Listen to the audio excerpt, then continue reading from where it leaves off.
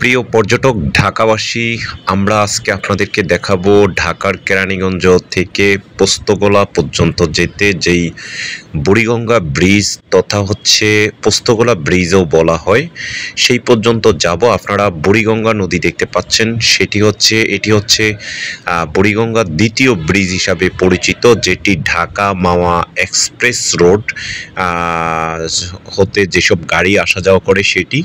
আমরা এখানে carnival cruise ঘাট দেখতে পাচ্ছি, এখানে বিআইডব্লিউটি এর বিভিন্ন লঞ্চ রয়েছে এবং যাতে কোনো দুর্ঘটনা না ঘটে সেই জন্য বুড়িগঙ্গা নদীর পাশে এইভাবে হচ্ছে কাঁটা তার দিয়ে হচ্ছে শিকল তৈরি করা হয়েছে, বেড়া তৈরি করা হয়েছে।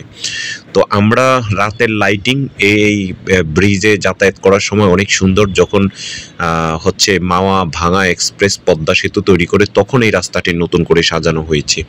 তো আমরা travelpost24.com থেকে ভিডিও করে থাকি। আমরা বলি দ্য ইমেজ অফ বাংলাদেশ, বাংলাদেশের প্রতিচ্ছবি। আপনারা আমাদের ভিডিওতে লাইক, শেয়ার, কমেন্টস করবেন। ভালো থাকবেন, সুস্থ থাকবেন।